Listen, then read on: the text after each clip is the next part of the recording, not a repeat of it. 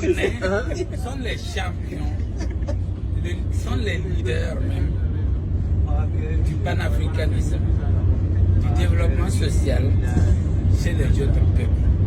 Mais le Camerounais lui-même, sa propre direction. Alors, j'ai dit ça parce que depuis que nous avons perdu notre révolutionnaire en 87, les Camerounais ont pleuré plus que nous.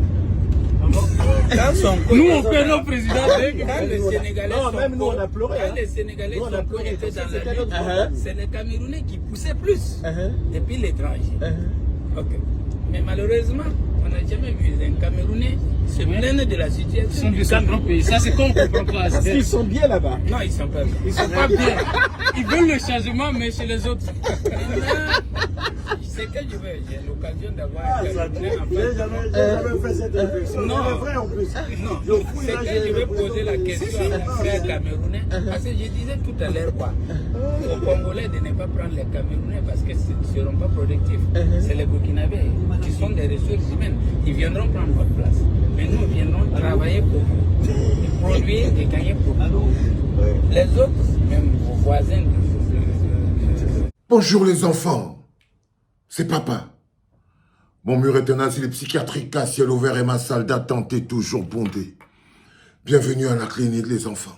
C'est l'image que notre soumission à Paul Biya nous a donnée dans le monde. Nous sommes la risée du monde. Nous sommes la risée des autres peuples d'Afrique. Aucun peuple d'Afrique ne comprend la situation du Cameroun. Quand je vous dis que Paul Biya vous a fait la pire des choses, envoûtement collectif, il vous a mis dans la boîte. C'est-à-dire qu'un moula soutient Assimi Goïta. Il dit que non, je suis Ibrahima Traoré. C'est ça qui est bon. Mais il soutient Paul Biya. Il combat les opposants. Mais il soutient Paul Biya. Mais il dit qu'il est de l'AES. Il met les photos de l'AES sur ses murs. Il vient écrire à la clinique comme tu ne seras jamais président. Bangaman, tais-toi. Mais si tu vois sa photo, c'est la photo de Diomaye Faye. C'est la photo d'Ibrahima Traoré. C'est-à-dire que les Camerounais sont champions pour pousser la révolution, les envies dans les autres pays. Mais ils sont terrorisés par la peur dans leur propre pays. Ils sont terrorisés, ils sont aspirés, ils sont vidés spirituellement. Ils ont perdu l'amour pour leur pays parce que c'est quelque chose qui est fondamental. Tu ne peux te battre que pour quelque chose que tu ressens, pour quelque chose auquel tu sens appartenir.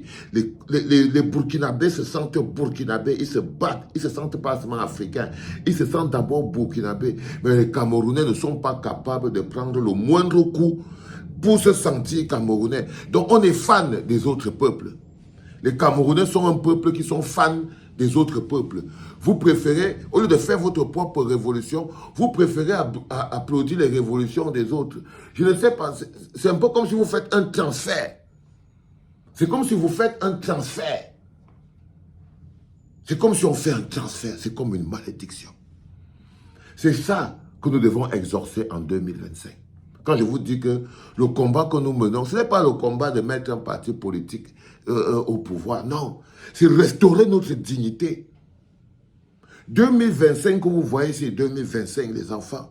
C'est le moment où on va démontrer au monde que ce qu'ils pensent du peuple camerounais, là, ce n'est pas vrai. C'est le moment où nous allons restaurer notre dignité et c'est le moment où nous allons mériter notre prix de continentaux, que notre pays, c'est le continent. On doit fermer la bouche à tous ces gens. Nous ne pouvons pas être le pays magnifique que nous sommes, le continent que nous sommes, peuplé par des petites personnes.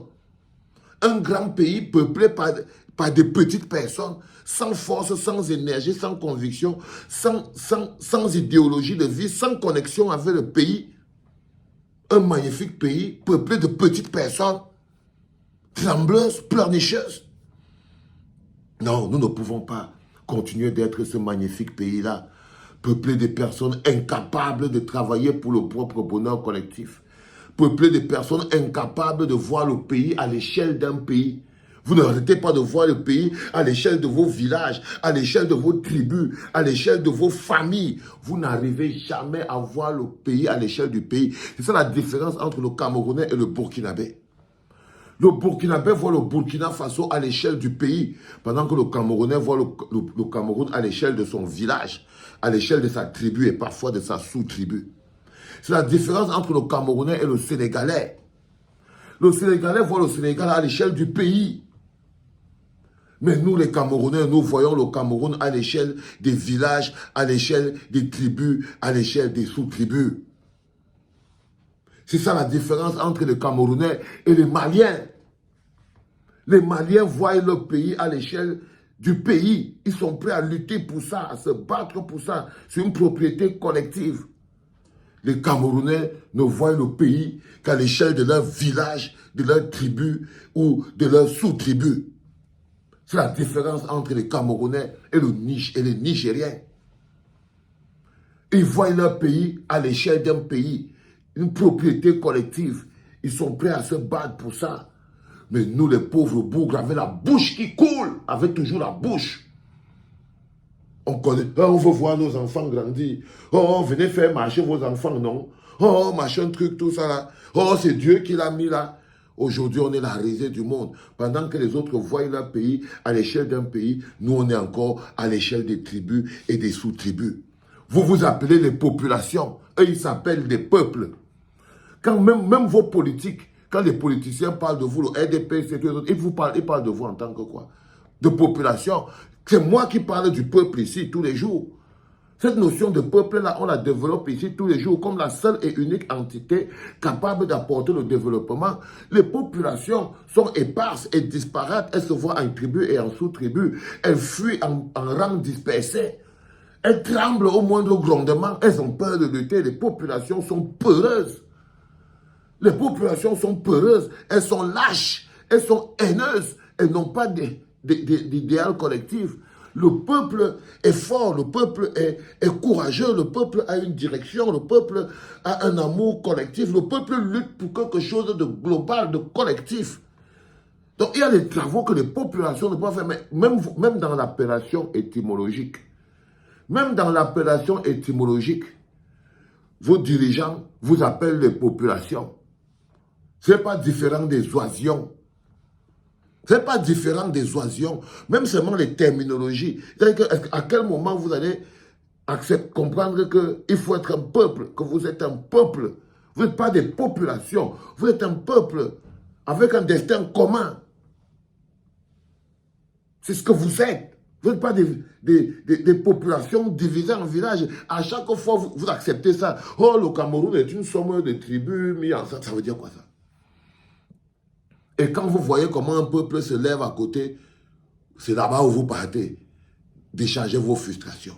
Et au final, on a cette image, on donne cette image de nous qui n'est pas très valorisante. Mais 2025, c'est l'occasion pour nous de régler ce problème.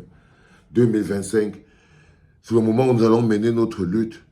Octobre, là, dans 4 mois, là, quoi qu'il arrive, pour pouvoir passer enfin de populations pauvres moquées dans toute l'Afrique, de populations moquées dans toute l'Afrique à un peuple dynamique. C'était pas par les enfants.